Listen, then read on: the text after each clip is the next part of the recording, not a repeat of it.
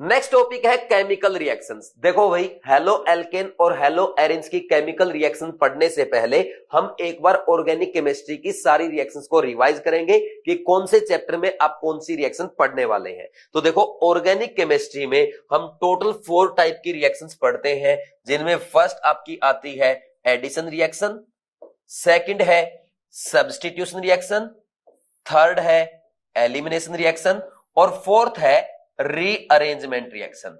अब देखो भाई, एडिशन रिएक्शन हम कहां पे पढ़ते हैं?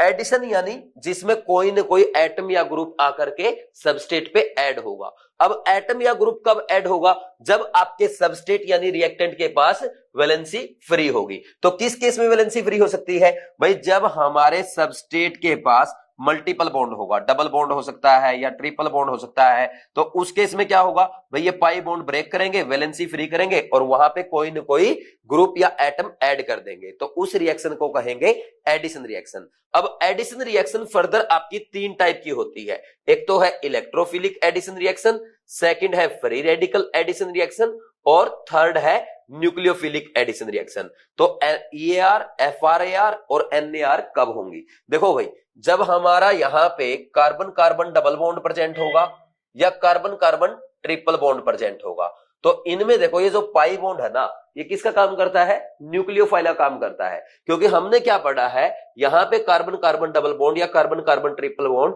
ये नॉन पोलर पाई बॉन्ड होता है, जिसका इलेक्ट्रॉन क्लाउड किसकी तरफ अट्रैक्ट होगा? इलेक्ट्रोफिलिक सेंटर की तरफ अट्रैक्ट होता है। इसलिए जाकर के ये पाई बॉन्ड किस पे अटैक करेगा? इलेक्ट्रोफाइल पे अटैक करेगा। तो जब इलेक्ट्रोफाइल पे ये अटैक करेगा तो इस रिएक्शन में क्या होगा? यहां पे इलेक्ट्रोफाइल आकर के ऐड हो जाएगा ऐसे। ठीक, तो फर्स्ट स्टेप में क्या हुआ? इलेक्ट्रोफाइल ऐड हुआ है, इसलिए इसको हम क्या कहते हैं? इलेक्ट्रोफिलिक एडिशन रिएक्शन कहते हैं। सिमिलरली अगर हम यहां पे बात करें फ्री रेडिकल की, जैसे भाई मान लीजिए Br फ्री रेडिकल है, तो Br फ्री रेडिकल भी क्या है भाई? फ्री रेडिकल क्या होता है? ये भी आपके इलेक्ट्रॉन डेफिशिएंट सेंटर है। तो इसलिए यहां पे ये पाई बॉन्ड जाकर के इसके ऊपर अटैक करेगा और जैसे ही अटैक करेगा तो फ्री रेडिकल ऐड होगा और इस केस में हम यहां पे कहेंगे ये कौन सी रिएक्शन है? फ्री रेडिकल एडिशन रिएक्शन है। बोलो, इसमें कोई डाउट है क्या? तो आप यहां से क्या बोल सकते हैं भाई? जो आपकी एल्कीन और एल्काइंस है, ये कौन सी रिएक्शन शो करेंगी? इलेक्ट्रोफिलिक एडिशन रिएक्शन और फ्री रेडिकल एडिशन रिएक्शन। ये आपको अच्छे से समझ में आ गया? इसमें कोई डाउट नहीं होना चाहिए। तो एल्कीन और एल्काइन की कैरेक्टरिस्टिक रिएक्शन कौन सी होती है? Addition reaction. ये ऑलरेडी आप हाइड्रोकार्बन में पढ़ चुके हैं। फिर इसके बाद और कौन सा मल्टीपल बॉन्ड हो सकता है? देखो भाई, एक कार्बन का ऑक्सीजन डबल बॉन्ड हो जाए या कार्बन नाइट्रोजन ट्रिपल बॉन्ड है, यानी ये है आपके पोलर पाई बॉन्ड। अब पोलर पाई बॉन्ड में क्या होगा भाई? यहां पे पोलरिटी होगी, इलेक्ट्रोनेगेटिव पे नेगेटिव चार्ज और इलेक्ट्रोपॉजिटिव पे पॉजिटिव चार्ज होगा। तो यहां पे इस केस में क्या आ रहा है? कार्बन पे पॉजिटिव चार्ज आ रहा है। तो कार्बन क्या हो गया? बोलो भाई, इलेक्ट्रोफिलिक सेंटर है, यानी उसके पास इलेक्ट्रॉन डेंसिटी कम है, इलेक्ट्रॉन डेफिशिएंसी है। तो ये यहां से किस पे जाकर के अटैक करेगा? यहां पे कौन अटैक करेगा? न्यूक्लियोफाइल आकर के अटैक करेगा और पहले ही स्टेप में क्या ऐड हो जाएगा? यहां पे न्यूक्लियोफाइल इस मल्टीपल बॉन्ड पे ऐड हो जाएगा। मल्टीपल बॉन्ड ब्रेक होगा, न्यूक्लियोफाइल ऐड हो जाएगा। तो फर्स्ट स्टेप में न्यूक्लियोफाइल ऐड हुआ है, so this is known as nucleophilic addition reaction. तो हम क्या कहेंगे? जो आपकी न्यूक्लियोफिलिक एडिशन रिएक्शन है, ये कार्बोनिल कंपाउंड की कैरेक्टरिस्टिक रिएक्शन होती है। सिमिलरली अगर आप बोलें कि साइनाइड की भी कैरेक्टरिस्टिक रिएक्शन क्या होंगी? न्यूक्लियोफिलिक एडिशन रिएक्शन होंगी। तो एडिशन रिएक्शन आपको अच्छे समझ में आ गया। फिर इसके बाद नेक्स्ट आती है सब्स्टिट्यूशन रिएक्शन। भाई, इसके भी 3 पार्ट है। एक तो है इलेक्ट्रोफिलिक सब्स्टिट्यूशन रिएक्शन, दूसरा है फ्री रेडिकल सब्स्टिट्यूशन रिएक्शन और थर्ड आता है न्यूक्लियोफिलिक सब्स्टिट्यूशन रिएक्शन, जो आज हम डिटेल में पढ़ेंगे। तो सबसे पहले आप बात कर रहे हैं इलेक्ट्रोफिलिक सब्स्टिट्यूशन रिएक्शन की, जो ऑलरेडी आप पढ़ चुके हैं कि ये एरोमेटिक कंपाउंड की कैरेक्टरिस्टिक रिएक्शन होती है। जैसे फॉर एग्जांपल बेंजीन की अगर बात करें तो ये यहां पे भाई बेंजीन है, तो बेंजीन क्या करेगा? जब इलेक्ट्रोफाइल के साथ रिएक्शन करेगा, ये इलेक्ट्रोफिलिक एडिशन रिएक्शन की देने की बजाय कौन सी रिएक्शन देता है? इलेक्ट्रोफिलिक सब्स्टिट्यूशन रिएक्शन देता है। क्योंकि यहां पे क्या हुआ है एक्चुअल में भाई? ये हाइड्रोजन एटम की जगह कौन आ गया? इलेक्ट्रोफाइल एज ए सब्स्टिट्यूट आया, और यहां पे इलेक्ट्रोफाइल एज ए सब्स्टिट्यूट आया है, इसलिए आप इसको कहते हैं इलेक्ट्रोफिलिक सब्स्टिट्यूशन रिएक्शन। और यहां पे aromatic compound electrophilic addition reaction क्यों नहीं देते हैं? क्योंकि अगर इसने इलेक्ट्रोफिलिक एडिशन रिएक्शन दी होती तो क्या हो जाएगा भाई? यहां पे आपके एरोमेटिक कंपाउंड की, बोलो, एरोमेटिसिटी लूज हो जाती है। तो कोई भी कंपाउंड एरोमेटिक है उसके कारण वो स्टेबल होता है, तो अपनी एरोमेटिसिटी लूज नहीं करना चाहेगा, इसलिए aromatic compound electrophilic addition reaction देने की बजाय कौन सी देते हैं? बोलो भाई, यहां से ये हाइड्रोजन एटम निकल जाएगा और ये एज ए पाई बॉन्ड आ जाएगा, तो ये बन जाएगा आपका हाइड्रोजन एटम गया, इलेक्ट्रोफाइल आया, इलेक्ट्रोफाइल एज ए सब्स्टिट्यूट आया है, तो ये इलेक्ट्रोफिलिक सब्स्टिट्यूशन रिएक्शन देते हैं। तो ये भी आपको अच्छे समझ में आ गया। तो यहाँ पे आप ये लिख लेंगे कि ये एरोमेटिक हाइड्रोकार्बन्स की आपके कैरेक्टरिस्टिक रिएक्शन है। फिर नेक्स्ट है फ्री रेडिकल सब्स्टिट्यूशन रिएक्शन। जैसा कि आपने देखा है एल्केन्स में, एल्केन्स की रिएक्शन जब आप Cl2 Br2 के साथ किस में कराते हैं? फ्री रेडिकल यूवी लाइट की प्रेजेंस में कराते हैं, तो यहाँ पे क्या होगा? बोलो भाई, ये एज ए फ्री रेडिकल, यहाँ पे हाइड्रोजन एटम जाएगा और जो क्लोरीन एटम या ब्रोमीन एटम है वो as a free radical substitute की फॉर्म में आएगा। तो क्या इसको क्या कहेंगे? फ्री रेडिकल सब्स्टिट्यूशन रिएक्शन कहते हैं। तो ये एल्केन्स की कैरेक्टरिस्टिक रिएक्शन है। समझ आ गया?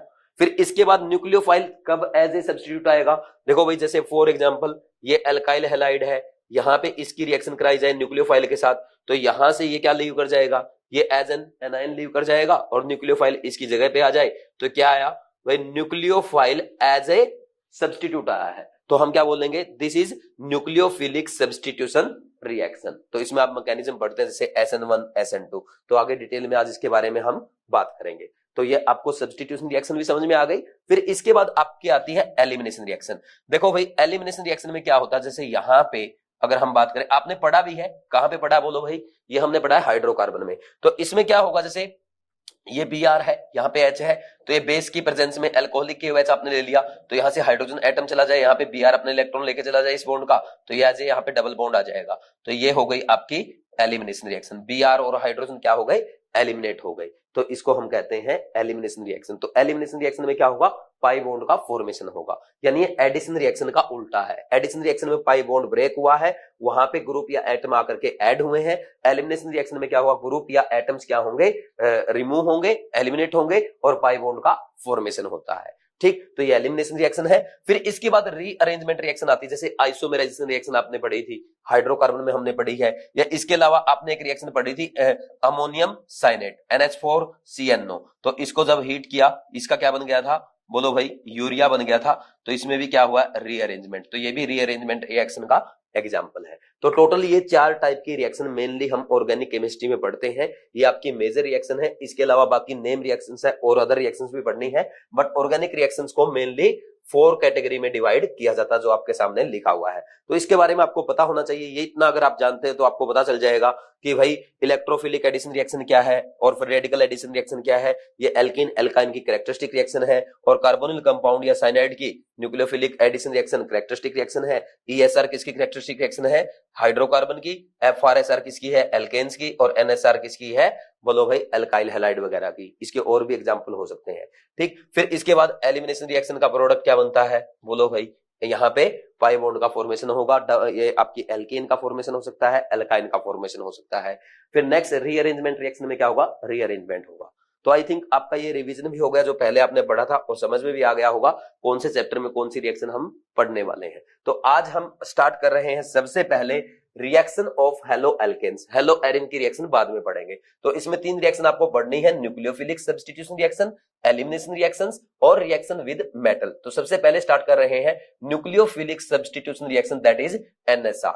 तो इसमें क्या होगा भाई? जैसा मैंने अभी आपको बताया था, न्यूक्लियोफाइल एज ए सब्स्टिट्यूट आएगा। जैसे फॉर एग्जांपल आप चाहे तो NCERT में देख सकते हैं। देखो यहाँ पे है ना, यहाँ पे क्या है? ये कार्बन हेलोजन बॉन्ड है, तो यहाँ पे एक हेलोजन क्या जाएगा? एज एन हैलाइड आयन बाहर जाएगा और न्यूक्लियोफाइल इसकी जगह एज ए सब्स्टिट्यूट आ जाएगा। So this is known as nucleophilic substitution reaction. अब ऐसा क्यों होता है? क्योंकि देखो यहाँ पे इसके ऊपर क्या है? डेल माइनस है, इसके ऊपर डेल प्लस है, तो न्यूक्लियोफाइल किसकी तरफ अट्रैक्ट होगा भाई? इसके ऊपर इलेक्ट्रॉन डेफिशिएंसी, ये इलेक्ट्रॉन रिच है, ये आपस में अट्रैक्ट होंगे, तो इनमें फोर्स ऑफ अट्रैक्शन होगा और ये बॉन्ड ब्रेक हो जाएगा। तो ये हैलाइड आयन बन गया और यहाँ पे हैलाइड आयन की जगह न्यूक्लियोफाइल एज ए सब्स्टिट्यूट आ गया। सो this is NSR, that is nucleophilic substitution reaction. यहाँ पे इसकी डेफिनेशन भी लिखी हुई है। डेफिनेशन अगर आप पढ़ना चाहते हैं तो पढ़ सकते हैं। देखो लिखा है स्टार्टिंग में, अगर आप पढ़ेंगे यहाँ से देखो, the reaction in which a nucleophile replaces already existing nucleophile in a molecule is called nucleophilic substitution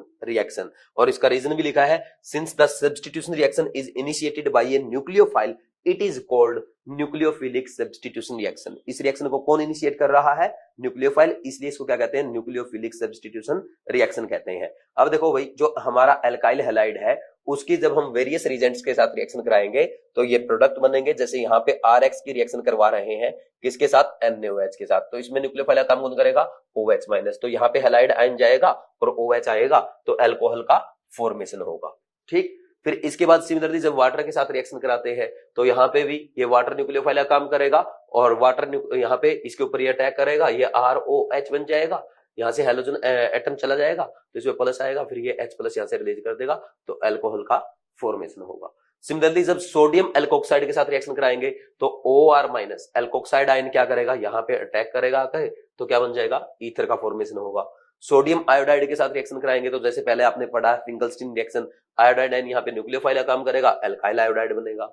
NH3 के साथ रिएक्शन कराएंगे, NH3 यहाँ पे किसका काम करेगा? बोलो भाई, NH3 ही आपका न्यूक्लियोफाइल काम करेगा तो प्राइमरी अमीन बनेगा। जब यहाँ पे आप प्राइमरी अमीन के साथ रिएक्शन कराएंगे तो ये नाइट्रोजन का लोन पेयर यहाँ पे जाके अटैक करेगा तो सेकेंडरी अमाइन आपका बन जाएगा।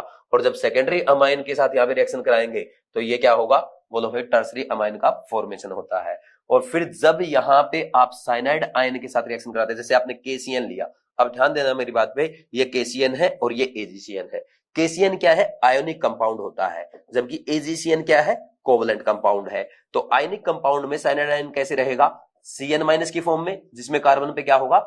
नेगेटिव चार्ज होगा। जबकि AgCN में कैसे रहेगा? भाई ये कोवलेंट कंपाउंड है तो ये ऐसे रहेगा। तो अब देखो भाई, सबसे पहले अगर हम बात करें KCN की तो KCN में यहाँ पे कार्बन भी, ये एम्बिडेंट न्यूक्लियोफाइल है तो कार्बन भी अपना इलेक्ट्रॉन डोनेट कर सकता है, ये यहां से भी न्यूक्लियोफाइल काम कर सकता है और यहां से भी कर सकता है, दोनों जगह से कर सकता है। बट फिर भी आपने जो प्रोडक्ट बनाया, क्या बनाया? RCN, यानी यहाँ पे न्यूक्लियोफाइल काम किसने किया? कार्बन ने किया, यानी कार्बन ने अपना नेगेटिव चार्ज किसको डोनेट किया? बोलो भाई, यहाँ पे एल्काइल हैलाइड के कार्बन को डोनेट किया। नाइट्रोजन क्यों नहीं कर रहा? देखो नाइट्रोजन भी करेगा, बट यहाँ पे देखो जो ये जो कार्बन कार्बन बॉन्ड बनेगा ना, ये आपका कार्बन नाइट्रोजन बॉन्ड से ज्यादा स्टेबल होता है और ज्यादा स्टेबल होने के कारण ही आपका मेन प्रोडक्ट क्या बन रहा है? एल्काइल साइनाइड बन रहा है। समझ आ गया? एक तो रीजन ये है। इसका दूसरा रीजन क्या है भाई? यहाँ पे कार्बन पे क्या है? नेगेटिव चार्ज, और कार्बन की इलेक्ट्रोनेगेटिविटी भी कम होती है, और नाइट्रोजन पे क्या है? लोन पेयर, इसकी इलेक्ट्रोनेगेटिविटी भी ज्यादा होती है। तो क्या होगा? कार्बन पे यहाँ पे ज्यादा इलेक्ट्रॉन डेंसिटी होने की वजह से ये बढ़िया न्यूक्लियोफाइल काम करेगा, किससे? बोलो भाई, नाइट्रोजन के लोन पेयर से। तो ये आपको समझ में आ गया, ये मैंने यहीं पे एक्सप्लेन कर दिया। नेक्स्ट पेज पे अगर आप देखेंगे NCERT का एक एग्जांपल है, उसमें यही बात आपसे पूछी गई है, तो कर सकते हैं, भले ही वहां पढ़ लेना, लिखने की कोई जरूरत नहीं है। ठीक, बट ये बात जरूर ध्यान रखना कि क्योंकि NCERT में नेक्स्ट पेज पे एग्जांपल में लिखा है कि यहाँ पे है ना, कार्बन कार्बन बॉन्ड जो बनता है वो कार्बन नाइट्रोजन बॉन्ड से ज्यादा स्टेबल होता है, इसलिए एल्काइल आइसोसाइनाइड की बजाय इसमें क्या बनता है? बोलो भाई, एल्काइल साइनाइड बनता है। फिर अगर बात करें भाई कोवलेंट कंपाउंड AgCN में, तो यहाँ पे कार्बन तो डोनेट नहीं कर पाएगा क्योंकि कार्बन के पास तो इस बार क्या है? इलेक्ट्रॉन है ही नहीं डोनेट करने के लिए। तो कौन डोनेट करेगा? सीधा यहाँ पे नाइट्रोजन डोनेट करेगा। नाइट्रोजन जो डोनेट करेगा तो बॉन्ड भी किसके साथ बनेगा? नाइट्रोजन के साथ बनेगा। तो ये RNC, ये आपका अल्काइल आइसोसाइनाइड बनता है। समझ आ गया भाई? फिर इसके बाद नेक्स्ट देखो, KNO2 में भी ऐसा ही है भाई। KNO2 में ये आयोनिक होता है। आयोनिक है तो ये कैसे एग्जिस्ट करता है भाई? यहाँ पे ऑक्सीजन के ऊपर नेगेटिव चार्ज है तो जाकर के ऑक्सीजन यहाँ पे अपना इलेक्ट्रॉन डोनेट करेगा। बट AgNO2 में क्या है? ये आपका कोवलेंट कंपाउंड होता है, तो इसमें क्या है? AgNO2 ये ऐसे एग्जिस्ट करता है। तो इसमें है ना नाइट्रोजन, देखो ऑक्सीजन इस बार डोनेट नहीं करेगा, नाइट्रोजन डोनेट करेगा। तो आपका KNO2 के केस में जब ऑक्सीजन डोनेट करेगा तो बनेगा अल्काइल नाइट्राइट, और जब AgNO2 के केस में भाई यहाँ पे नाइट्रोजन डोनेट करेगा तो ये बनेगा आपका नाइट्रो एल्केन। समझ में आया कि नहीं? तो इसमें कोई डाउट नहीं है। फिर इसके बाद R-COOG Ag, तो इसमें क्या है भाई? ये Ag प्लस और ऑक्सीजन के ऊपर नेगेटिव चार्ज, तो यहाँ पे ये आपका बोलो भाई, ये कार्बोक्सिलिक एसिड का जो आयन होता है वो किसका काम करेगा? न्यूक्लियोफाइल का काम करेगा, तो एस्टर का फॉर्मेशन होगा। फिर फर्दर अगर LiAlH4 के साथ आप रिएक्शन करते हैं तो यहाँ पे देखो, इसने H लिखा है, आप लिखेंगे hydride ion. Hydride ion nucleophile का काम करेगा तो सीधा जाकर के वो अटैक कर देगा, क्या बन जाएगा? सिंपल आपका हाइड्रोकार्बन बन जाएगा। फिर इसके बाद अगर आपने यहाँ पे ये Rm, देखो ये मेटल है और ये आपका एल्काइल ग्रुप है। तो इसमें कार्बन होगा तो कार्बन ज्यादा इलेक्ट्रोनेगेटिव है, इसलिए इस पे नेगेटिव चार्ज रहेगा, इस पे पॉजिटिव रहेगा। तो यहाँ पे एल्काइल ग्रुप से जाकर के इस एल्काइल ग्रुप पे अटैक करेगा तो क्या बनेगा, हायर एल्केन बन जाएगा। समझ आ गया भाई। तो ये हो गया आपका पूरी टेबल, मैंने आपको अच्छे से एक्सप्लेन कर दी कि जितने भी आपके ये थे क्या न्यूक्लियोफाइल, तो इनकी रिएक्शंस होती है। तो इनको समझना है, रटना किसी को नहीं है। अगर रटने लग जाओगे कितना ही रट लो, रटने के लिए तो बहुत है, बट समझ लिया एक बार आपने तो पूरी जिंदगी आपको याद रहेगा। तो समझने की कोशिश किया करो, ठीक है ना। तो अब देखो जैसे इसने बता रखा है भाई, साइनाइड के जैसे या नाइट्राइड के जैसे जो ग्रुप है वो एम्बिडेंट न्यूक्लियोफाइल होते हैं, यानी उनमें दोनों दो डोनर एटम होते हैं। जैसे साइनाइड के केस में कार्बन भी डोनेट कर सकता है, नाइट्रोजन भी डोनेट कर सकता है। कार्बन डोनेट करेगा तो क्या बना था, एल्काइल साइनाइड। नाइट्रोजन डोनेट कर रहा है तो क्या बन रहा है, एल्काइल आइसोसाइनाइड। ठीक उसी तरह नाइट्राइट में भाई वहां पे ऑक्सीजन डोनेट कर रहा है तो क्या बन रहा है, बोलो भाई, वहां पे एल्काइल नाइट्राइट बन रहा है। और अगर नाइट्रोजन डोनेट कर रहा है तो नाइट्रो एल्केन बन रहा है। तो अब ये देखो वो जो एग्जांपल मैंने आपको समझाया था कि केसीएन के केस में क्या बनता है, एल्काइल आइसोसाइनाइड, और एजीसीएन के केस में क्या बनेगा, सॉरी, केसीएन के केस में बनता है एल्काइल साइनाइड और एजीसीएन के केस में क्या बनेगा, एल्काइल आइसोसाइनाइड। क्यों बनेगा पूरा मैं आपको एक्सप्लेन कर चुका हूं, चाहे तो आप खुद पढ़ सकते हैं। और यहाँ पे ये भी बताया गया है भाई, यहाँ पे केसीएन के केस में कार्बन कार्बन बॉन्ड ज्यादा स्टेबल है किससे, कार्बन नाइट्रोजन बॉन्ड से, ये भी मैंने आपको बता दिया। फिर इसके बाद ये देखो सब यही लिखा हुआ है, पूरा आपने पढ़ लिया। नेक्स्ट है मैकेनिज्म। देखो भाई एनएसआर में हम दो मैकेनिज्म पढ़ते हैं, SN2 और SN1। तो पहले स्टार्ट कर रहे हैं SN2, that is substitution nucleophilic bimolecular. और एनसीईआरटी में जो लिखा हुआ है आप मेरे साथ साथ पढ़ेंगे, the reaction between methyl chloride and hydroxide ion to yield methanol and chloride ion follows a second order kinetics, that is rate depends upon the concentration of both the reactant. और एनसीईआरटी में आपकी reaction भी लिखी हुई है कि जब methyl chloride hydroxide ion के साथ रिएक्शन करता है तो मेथेनॉल और क्लोराइड आयन का फॉर्मेशन होगा। और ये कंप्लीट रिएक्शन आपकी सिंगल स्टेप रिएक्शन है। अब आपके माइंड में ये आ सकता है कि सर यहाँ पे तो एनसीईआरटी में 2 स्टेप लिखे हुए हैं। देखो भाई ये 2 स्टेप रिएक्शन नहीं है, इसमें ये जो बीच में लिखा है ये है ट्रांजिशन स्टेट यानी रिएक्शन इंटरमीडिएट। और अभी इसके बारे में हम डिटेल में बात करेंगे, बट इससे पहले यहाँ पे हमें बेसिक इंफॉर्मेशन नोट करनी है। तो सबसे पहला पॉइंट आप नोट करेंगे, SN2 is a single step reaction, ठीक है भाई। और इस सिंगल स्टेप रिएक्शन में आपने देखा 2 रिएक्टेंट मॉलिक्यूल कोलाइड करके प्रोडक्ट बना रहे हैं। और जिस सिंगल स्टेप रिएक्शन में 2 रिएक्टेंट मॉलिक्यूल कोलाइड करते हैं उसको हम कहते हैं बाइमोलिकुलर रिएक्शन, और इसलिए इसका नेम है substitution nucleophilic bimolecular, that is SN2 reaction. समझ में आ गया भाई।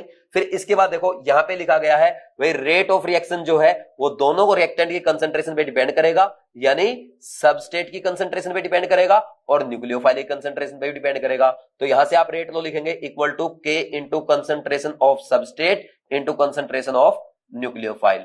और रेट लो से आप लिख सकते हैं order of reaction, that is equal to sum of power of concentration of reactant in rate law. तो यहां पे इसकी पावर 1 है, इसकी पावर 1 है, तो 1 + 1 ऑर्डर कितना आ जाएगा, 2 आ जाएगा। इसलिए इसको हम क्या कहते हैं, ये आपकी सेकंड ऑर्डर रिएक्शन है। तो इतना समझ में आ गया भाई। तो ये बेसिक इंफॉर्मेशन सबसे पहले आपको नोट करनी है। फिर इसके बाद देखो आगे जब आप बढ़ेंगे यहां पे नीचे एनसीईआरटी में ये पूरा SN2 का मैकेनिज्म आपको डिटेल में अच्छे से समझाया हुआ है। तो ये मैं आपको डिटेल में एक एक पॉइंट बताने वाला हूं। फिर इसके बाद अगर आप चाहें तो एनसीईआरटी पढ़ सकते हैं, वैसे जब मैं आपको एक्सप्लेन कर दूंगा उसके बाद एनसीईआरटी पढ़ने की कोई जरूरत नहीं पड़ेगी। फिर भी अगर आप पढ़ते हैं तो बहुत अच्छी बात है, आपको पढ़ने में इंटरेस्ट भी आएगा। अब देखो यहां पे एक्चुअल में क्या हो रहा है। देखो भाई ये है मिथाइल क्लोराइड। तो मिथाइल क्लोराइड में ये कार्बन हाइड्रोजन बॉन्ड क्या है, पोलर बॉन्ड है। क्यों, क्योंकि यहां पे क्लोरीन पे क्या होगा, पार्शियल नेगेटिव चार्ज, और कार्बन पे क्या होगा, पार्शियल पॉजिटिव चार्ज। अब देखो ये क्या है, ये भाई आपका हाइड्रोक्साइड आयन है, इस पे नेगेटिव चार्ज है, कार्बन पे पार्शियल पॉजिटिव चार्ज है, तो ये इसकी तरफ अट्रैक्ट होगा। और जब ये इसकी तरफ अट्रैक्ट होगा तो फोर्स ऑफ अट्रैक्शन की वजह से क्या होगा, एनर्जी प्रोड्यूस होगी। और उस एनर्जी प्रोड्यूस होने की वजह से यहां पे carbon hydrogen polar bond break होगा।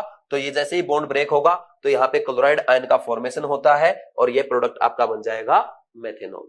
समझ में आया कि नहीं?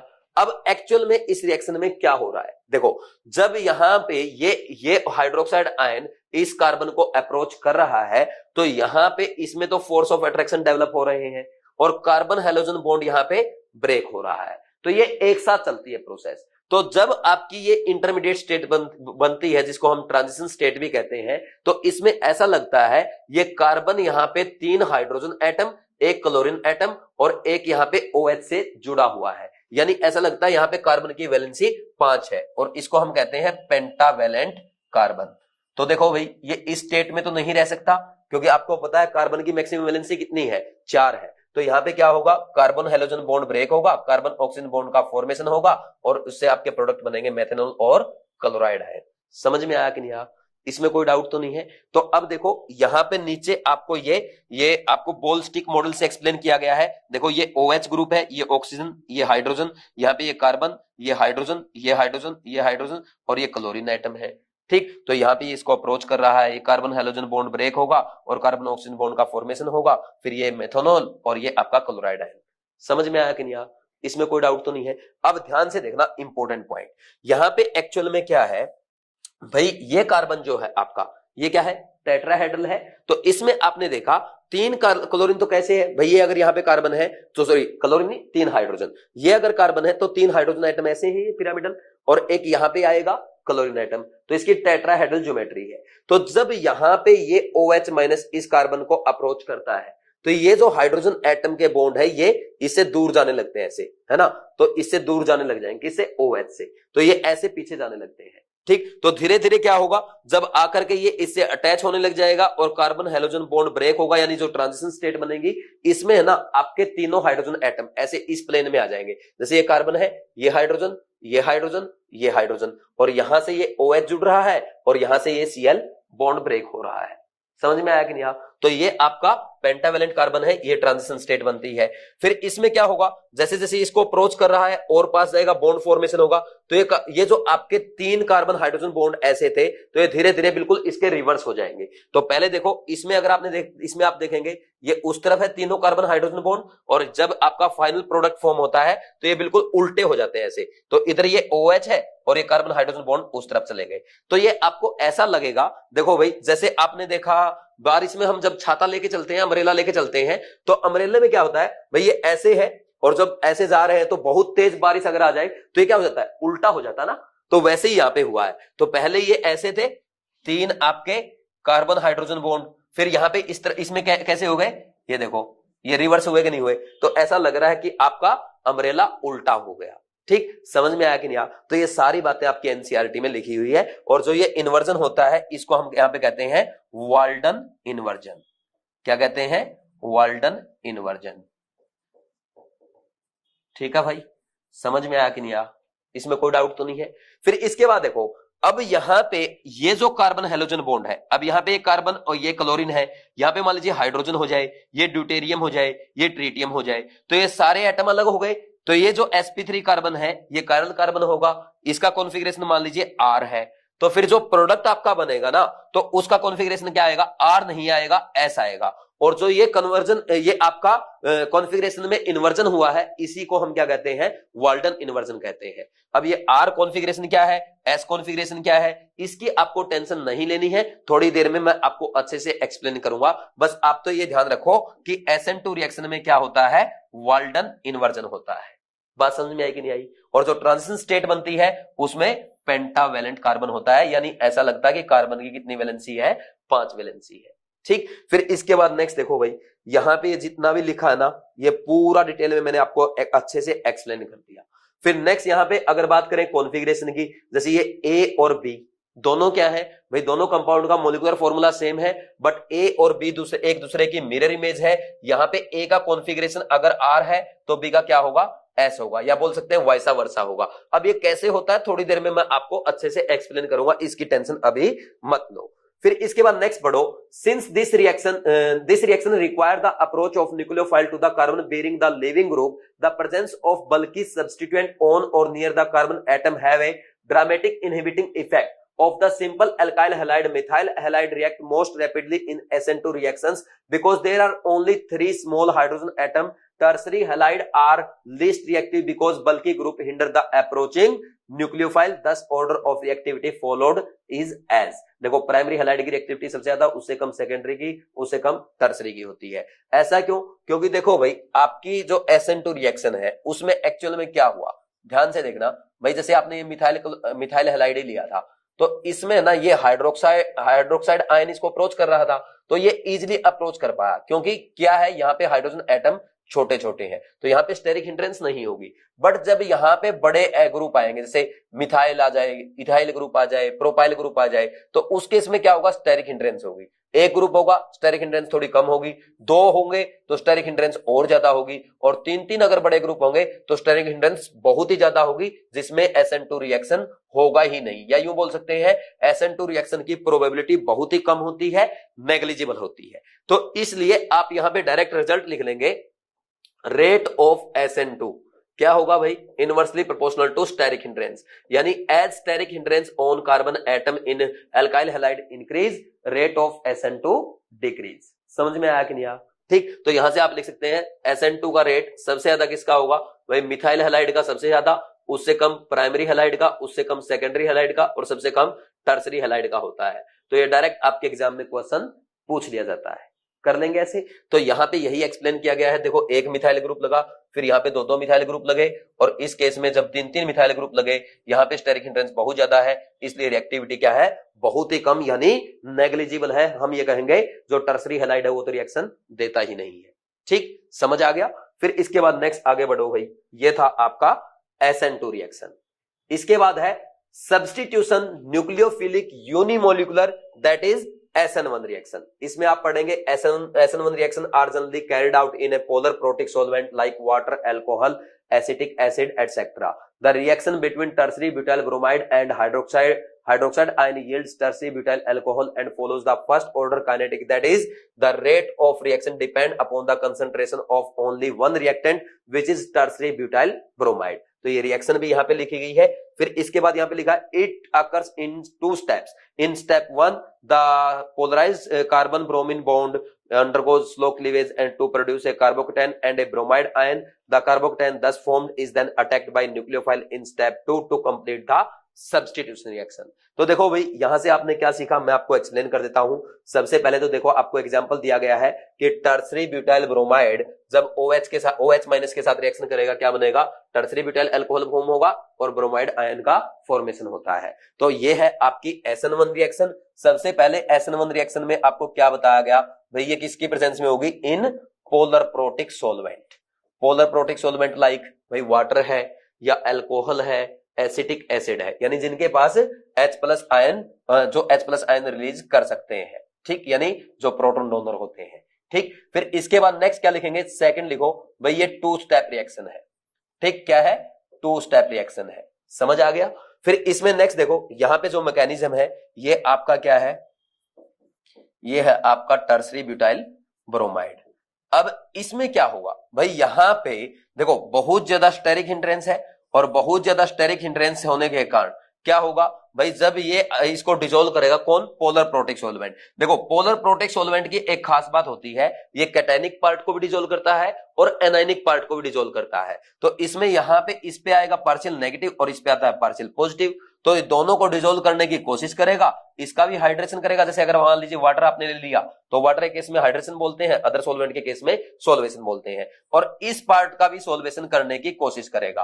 तो जब ये सोल्वेशन होगा उसे, या वाटर के केस में हाइड्रेशन होगा, तो एनर्जी रिलीज होगी। एनर्जी रिलीज होने के कारण ये कार्बन हैलोजन बॉन्ड ब्रेक हो जाएगा। जैसे ही कार्बन हैलोजन बॉन्ड ब्रेक होगा तो ब्रोमाइड आयन का फॉर्मेशन होगा, और यहाँ पे एक कार्बोकेटायन बनेगा। फिर कार्बोकेटायन फॉर्मेशन के बाद यहां पे सेकंड स्टेप में आपका न्यूक्लियोफाइल आकर के इसके ऊपर अटैक कर देगा, तो ये स्टेप 2 है, ये फर्स्ट स्टेप होता है। फिर फाइनली आपका प्रोडक्ट का फॉर्मेशन होगा। और जो स्टेप 1 है ये आपका स्लो स्टेप होगा। ऐसा क्यों? क्योंकि इसमें कार्बन हैलोजन बॉन्ड ब्रेक हुआ है। तो जब भी बॉन्ड ब्रेक होता है वो स्टेप आपका स्लो होता है, जब भी बॉन्ड का फॉर्मेशन होगा तो वो स्टेप आपका फास्ट होगा। ठीक, तो ये 2 स्टेप रिएक्शन है। तो फर्स्ट स्टेप में आपने क्या देखा भाई, फर्स्ट स्टेप में यहां पे फर्स्ट स्टेप में आपका कार्बोकेटायन का फॉर्मेशन हुआ है। किसका फॉर्मेशन हुआ? कार्बोकेटायन का। तो ये आपका रिएक्शन इंटरमीडिएट है, किसका बोलो भाई, SN1 रिएक्शन का। तो रेट ऑफ SN1 आप यहां से लिख सकते हैं is directly proportional to stability of carbocation, होगा या नहीं होगा, बोलो। तो अब आपसे पूछ लिया जाए भाई, टर्सरी हैलाइड जो है, सेकेंडरी हैलाइड जो है, प्राइमरी हैलाइड जो है, इनमें सबसे ज्यादा रिएक्टिविटी किसकी होगी SN1 की तरफ? टर्सरी हैलाइड की, और सबसे कम होगी प्राइमरी हैलाइड की, और उससे भी कम होगी मिथाइल हैलाइड की। मिथाइल हैलाइड तो ये रिएक्शन देंगे ही नहीं, ठीक, मिथाइल हैलाइड में रिएक्शन होगी नहीं, ठीक, होगी तो बहुत ही कम, मतलब नेग्लिजिबल होगी। जैसे आपकी SN2 क्या थी, टर्सरी हैलाइड के केस में नेग्लिजिबल थी। तो दोनों में उल्टा होता है, समझ आ गया। फिर इसके बाद नेक्स्ट देखो भाई, यहां पे जो कार्बोकेटायन फॉर्म हुआ है, कार्बोकेटायन जो फॉर्म हुआ है ये कैसा है भाई, ये आपका प्लेनर मॉलिक्यूल है। अब न्यूक्लियोफाइल क्या है, इसमें आकर के ऊपर से भी अटैक कर सकता है और इसमें आकर के नीचे से भी अटैक कर सकता है, क्योंकि हमारा जो अल्काइल है, यहाँ पे कार्बोकेटायन फॉर्म हुआ है वो प्लेनर होता है, वो इस प्लेन में है, तो यहाँ पे आपका न्यूक्लियोफाइल ऊपर से भी अटैक कर सकता है, नीचे से भी अटैक कर सकता है। तो देखो इस रिएक्शन में क्या होगा, मैं आपको बता देता हूं, यहां पे समझना भाई अच्छे से। देखो मान लीजिए ये अलग अलग ग्रुप है, जैसे मान लीजिए यहाँ पे ये CH3 है, ये C2H5 है, और यहाँ पे ये मान लीजिए C3H7 है, ये अलग अलग ग्रुप हो गए सारे। तो अब ये क्या हो गया भाई, यहाँ पे ये आपका कार्बन क्या रहता, कायरल कार्बन रहता, तो अब इसमें जब ऊपर से अटैक करेगा तो आपका अलग आइसोमर बनेगा, और जब नीचे से अटैक करेगा तो अलग आइसोमर बनेगा। तो इसमें आपका रेसमिक मिक्सर बनता है, ठीक, रेसमिक मिक्सर बनेगा, यानी यहां पे D एंड L आइसोमर बनेंगे। यानी अगर आपका ये कार्बन जो है, जो अल्काइल हैलाइड से जुड़ा हुआ हैलोजन एटम से जुड़ा कार्बन है, अगर वो कायरल कार्बन है तो जो प्रोडक्ट बनेगा उसमें दो आइसोमर बनेंगे, एक तो D एंड एक L। और इसमें है ना, इन जो रिटेंशन का प्रोडक्ट होता है वो क्या बनता है, थोड़ा सा ज्यादा अमाउंट में बनता है। रिटेंशन का प्रोडक्ट इन्वर्जन से ज्यादा अमाउंट में बनेगा। अब रिटेंशन का मतलब क्या है, जैसे मान लीजिए भाई यहाँ पे कायरल सेंटर था, तो यहाँ पे ये मान लीजिए R आइसोमर था, तो जो प्रोडक्ट आपका फॉर्म होगा उसमें R की अमाउंट S से थोड़ी सी ज्यादा होगी। समझ में आया कि नहीं?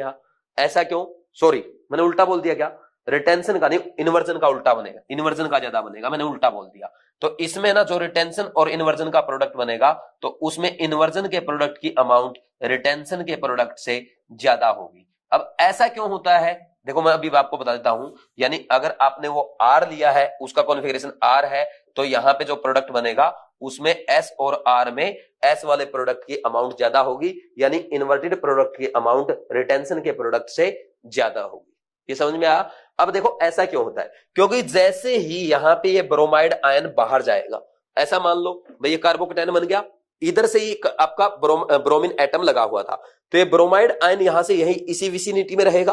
अब आपका जो न्यूक्लियोफाइल है उसके ऊपर नेगेटिव चार्ज है, ये ब्रोमाइड आयन है, अगर ये आकर के इसी तरफ से अटैक करता है तो ब्रोमाइड आयन और न्यूक्लियोफाइल में क्या होगा, रिपल्सन होगा, तो यहां से अटैक करना इसके लिए मुश्किल होगा। यानी जिस तरफ से ब्रोमीन जुड़ा हुआ है उसी तरफ से आकर के ऐड होना उसके लिए मुश्किल होगा, यानी ये रिटेंशन का प्रोडक्ट जो बनेगा वो थोड़ा सा कम अमाउंट में बनेगा। बट अपोजिट तरफ से, अपोजिट साइड से क्या है भाई, उधर से कोई नहीं है, खाली है, इधर से आकर के इजिली अटैक कर देगा, तो ये जो प्रोडक्ट बनेगा अपोजिट साइड से अटैक करके ये इन्वर्जन का प्रोडक्ट बनता है और ये थोड़ा ज्यादा अमाउंट में बनता है। और इन्वर्जन और रिटेंशन के प्रोडक्ट के बारे में हम आगे भी बात करेंगे। बस यहाँ पे तो आप ये ध्यान रखो, अगर आपका कायरल कार्बन है अल्काइल हैलाइड में, तो और कौन सा कार्बन जिससे आपका हैलोजन एटम जुड़ा है, ओनली उसकी बात करेंगे, कहीं किसी और कार्बन की भी बात कर लो। ये भी एनसीईआरटी में एक एग्जांपल है, मैं अभी आपको आगे कराऊंगा।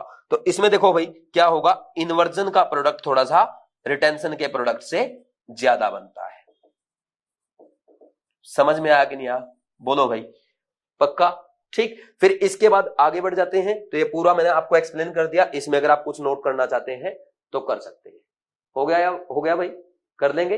फिर इसके बाद नेक्स्ट देखो, नेक्स्ट यहां पे क्या लिखा है, step 1 is the slowest and reversible, it involves carbon Br bond breaking for which the energy is obtained through the solution of halide ion with the proton of protic solvent. Since the rate of reaction depend upon the slowest step, the rate of reaction depend only on the concentration of alkyl halide and not on the concentration of hydroxide ion. Further, greater the stability of carbocation, greater will be its ease of formation from alkyl halide and faster will be the rate of reaction. In case of alkyl halide, tertiary alkyl halide undergoes SN1 reaction very fast because of the high stability of tertiary carbocation. तो ये मैं आपको बता चुका हूं। अच्छा, एक point आपने यहाँ पे नहीं लिखा था, वो लिख लें आप पीछे वाले पेज पे ही लिख लें अपनी एनसीईआरटी में।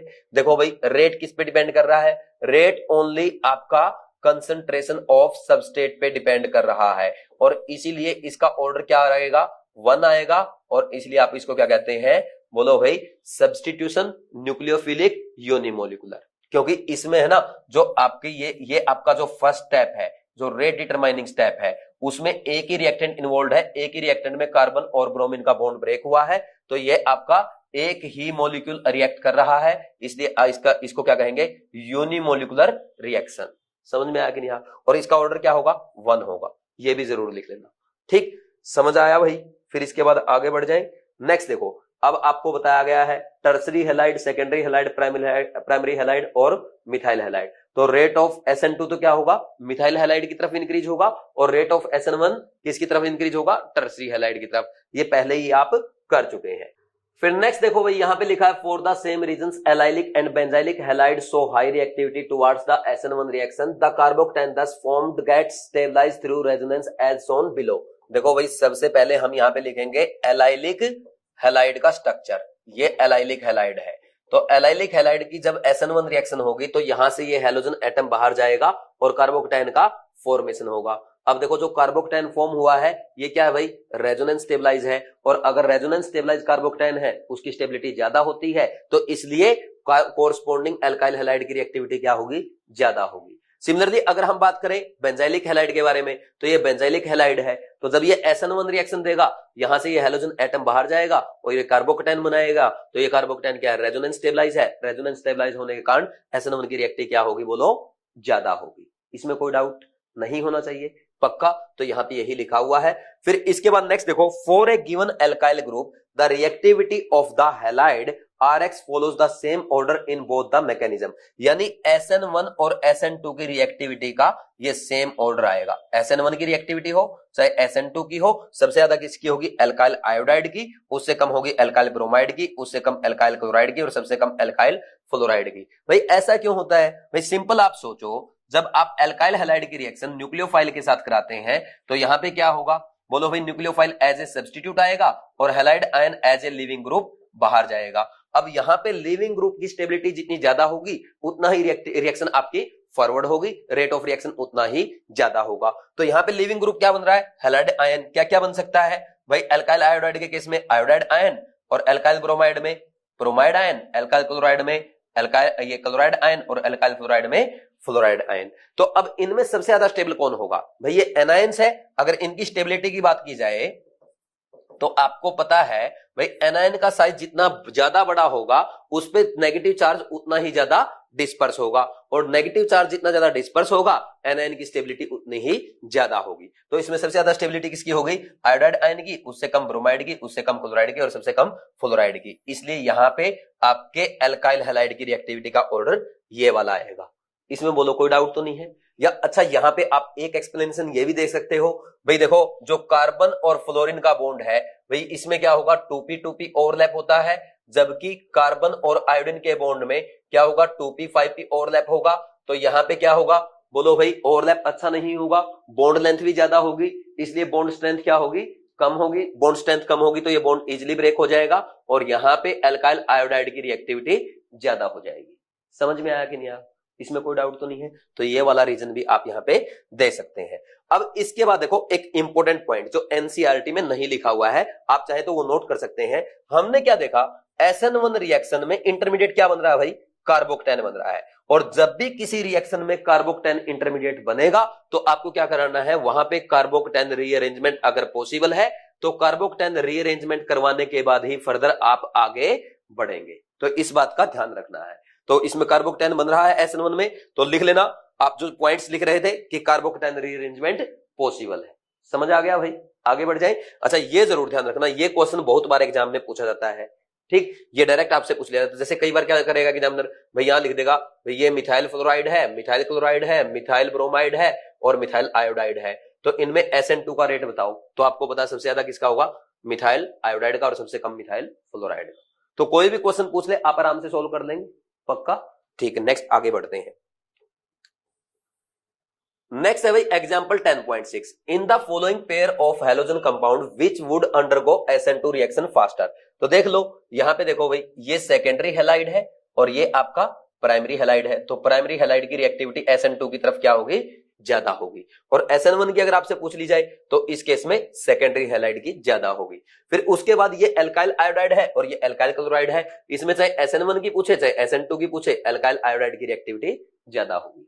फिर नेक्स्ट देखो यहां पे लिखा है predict the order of the reactivity of the following compound in SN1 and SN2 reactions। सबसे पहले देखो the 4 isomeric bromobutanes, तो 4 isomeric ब्रोमोब्यूटेन कौन सी बनेगी भाई? एक तो आपकी ये बनती है सिंपल 1 ब्रोमोब्यूटेन, दूसरा इसके अलावा यहां पे और क्या बन सकती है बोलो भाई?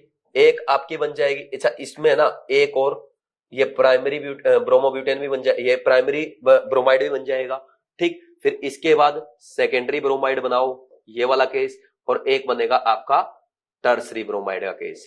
तो अब देखो ये प्राइमरी, ये भी प्राइमरी, ये सेकेंडरी और ये टर्सरी। यहां पे आपको SN1 की रिएक्टिविटी का ऑर्डर लिखना है, तो सिंपल क्या लिखेंगे? सबसे ज्यादा इसकी होगी टर्सरी की, उससे कम सेकेंडरी की, और प्राइमरी में इन दोनों में कम किसकी होगी भाई बोलो? यहां पे आपने क्या देखा, ये वाला देखो, ये आपका क्या है भाई? प्राइमरी ब्रोमाइड है, ये भी प्राइमरी ब्रोमाइड है, बट यहां पे तो क्या है भाई? ये एक एल्काइल ग्रुप है जो क्या है सिंपल आपका एन प्रोपाइल है, बट यहां पे क्या है आइसोप्रोपाइल, ठीक। तो ये जो आइसोप्रोपाइल है ना, ये वाला क्या होगा आपका? बड़ा एल्काइल ग्रुप होगा, यहां पे स्टेरिक हिंड्रेंस ज्यादा क्रिएट करेगा, जिसके कारण क्या होगा?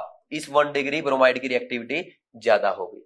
इसमें कोई डाउट तो नहीं है, ठीक। अब अगर आपसे पूछ लिया जाए SN2 की रिएक्टिविटी का ऑर्डर, तो क्या कर देंगे? ये आपका जस्ट इसका रिवर्स हो जाएगा, ठीक। प्राइमरी की ज्यादा, फिर उससे कम सेकेंडरी की, और उससे कम टर्सरी की, और दोनों प्राइमरी में ज्यादा किसकी होगी? जहां पे स्टेरिक हिंड्रेंस कम है। यहां पे स्टेरिक हिंड्रेंस कम है तो यहां पे ब्रांचिंग की वजह से स्टेरिक हिंड्रेंस ज्यादा होगी, इसलिए उसकी रिएक्टिविटी बोलो भाई कम हो जाएगी। तो यही ऑर्डर आपकी NCERT में यहां पे लिखे हुए हैं, ये आप यहां से भी पढ़ सकते हैं, ठीक। फिर इसके बाद नेक्स्ट देखो ये वाला क्वेश्चन है, इसमें सिंपल ये बेंजाइल ब्रोमाइड दे दिया, फिर यहां पे 2-2 फिनाइल ग्रुप लगा रखे हैं, फिर इसमें एक मिथाइल और एक फिनाइल, और यहां पे 2 फिनाइल और एक मिथाइल ग्रुप। तो सबसे पहले देखो जो टर्सरी है ना, ये बन गया आपका टर्सरी, इसमें ये मिथाइल, ये फिनाइल, ये ब्रोमाइड, और एक आपने क्या लिखा है यहाँ पे? दोनों फिनाइल, 2 फिनाइल ग्रुप, तो ये फिनाइल ग्रुप लगे हैं 2, ये ब्रोमाइड, और यहां पे एक लगा है आपका फिनाइल और एक मिथाइल और एक ये हाइड्रोजन, और एक आपका सिंपल ये आपका बेंजाइल ब्रोमाइड है। तो ये तो हुआ प्राइमरी, ये हो गया आपका सेकेंडरी, ये भी आपका है सेकेंडरी, और ये है टर्सरी। तो SN1 की रिएक्टिविटी का ऑर्डर लिखेंगे भाई, टर्सरी की सबसे ज्यादा होगी नो डाउट, ठीक। फिर उसके बाद इसमें देखो यहां पे 2 फिनाइल ग्रुप लगे, यहां पे एक फिनाइल ग्रुप लगा, तो यहां पे तो 2-2 फिनाइल का plus M group, plus M होगा, ठीक। 2-2 फिनाइल रेजोनेंस करेंगे तो यहां पे इसका कार्बोक्टेन ज्यादा स्टेबल होगा, और जहां पे ज्यादा स्टेबल कार्बोक्टेन बनेगा उसकी रिएक्टिविटी ज्यादा होगी SN1 के केस में। तो यहां पे इसकी रिएक्टिविटी कम होगी, और 2 डिग्री की 1 डिग्री से ज्यादा होगी। ये ऑर्डर आएगा कि नहीं आएगा?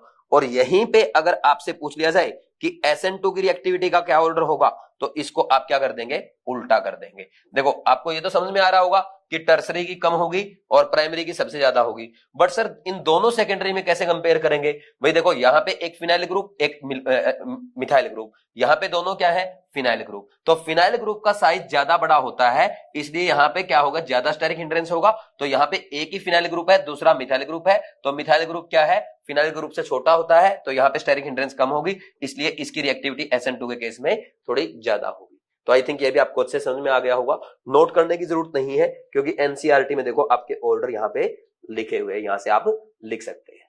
बोलो इसमें कोई डाउट है क्या? कर लेंगे ना भाई? फिर इसके बाद आगे बढ़ जाएं, नेक्स्ट आ जाओ। नेक्स्ट है भाई stereochemical aspect of nucleophilic substitution reaction.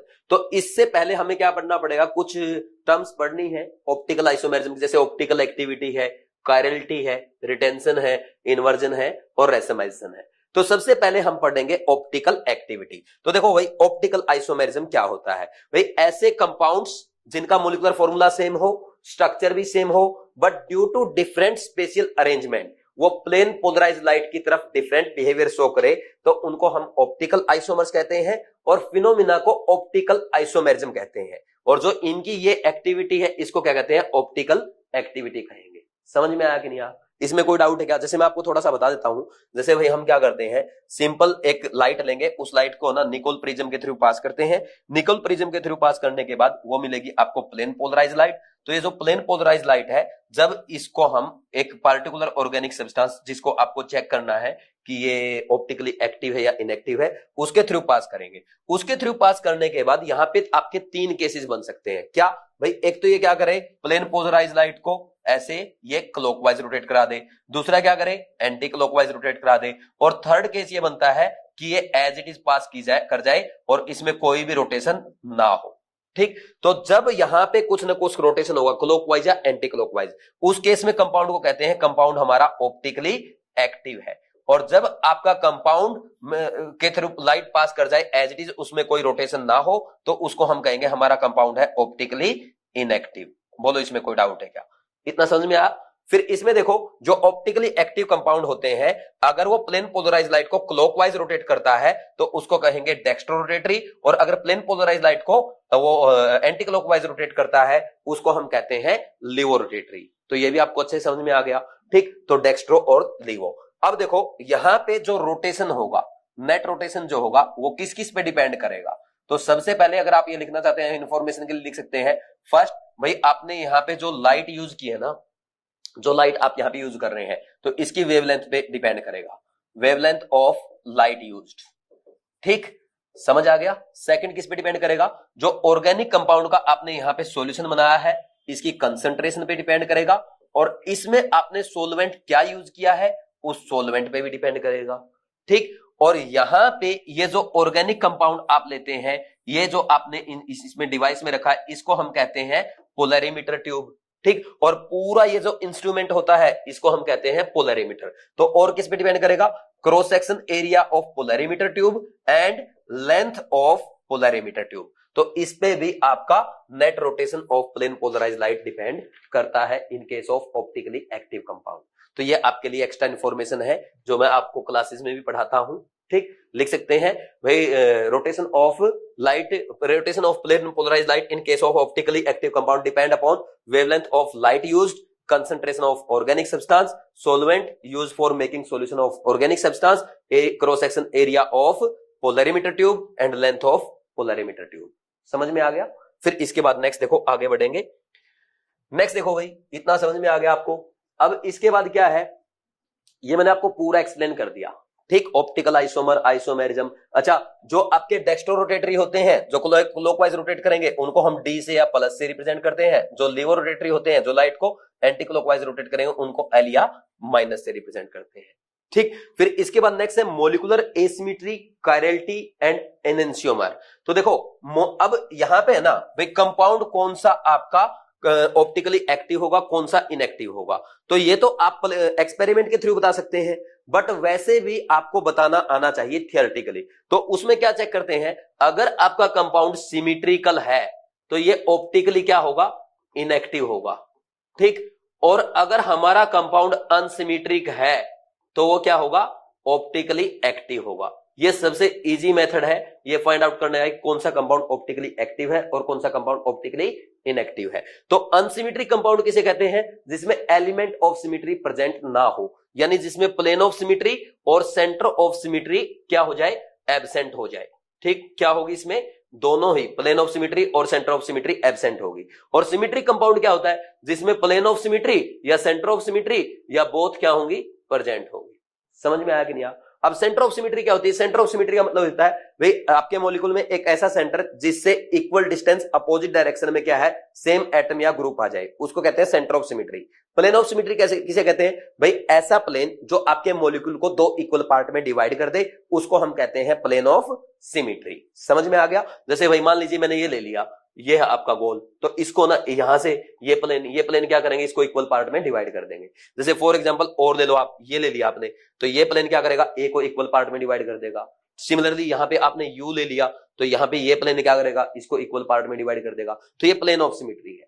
ठीक, बट अगर आपने यहां पे ले लिया पी, तो इसको आप क्या है, इक्वल पार्ट में डिवाइड नहीं कर सकते, तो यहां इसमें ना तो सेंटर ऑफ सिमेट्री आएगा ना प्लेन ऑफ सिमेट्री आएगा। तो ये क्या हो जाएगा, ये आपका ऑप्टिकली एक्टिव कंपाउंड हो जाएगा या ऑप्टिकली एक्टिव मॉलिक्यूल है, ऐसा बोल सकते हैं। समझ आ गया? तो ऐसे आपको अब चेक करनी होती है। फिर इसके बाद नेक्स्ट देखो कायरलिटी। अब नेक्स्ट पेज पे आ जाओ। कायरलिटी की अगर बात की जाए भाई, एक कायरल कार्बन होता है जिसको आप एसिमेट्रिक कार्बन भी कहते हैं।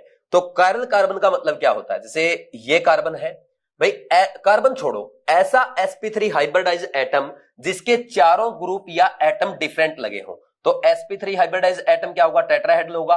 तो उस पे अगर चारों ग्रुप या एटम डिफरेंट हो जाए तो उसको आप कहते हैं एसिमेट्रिक कार्बन या एसिमेट्रिक सेंटर या स्टीरियो सेंटर। समझ में आया कि नहीं आया? ठीक, पर इसमें एक बात का ध्यान रखना, देखो भाई जब भी है ना आपका कार्बन जो है, ठीक, कार्बन पे अगर आपका कार्बन कायरल हो जाए तो इसको कायरल कार्बन भी कहते हैं। कायरल कायरल का मतलब होता है एसिमेट्रिक, ठीक, या बोल दो अनसिमेट्रिक।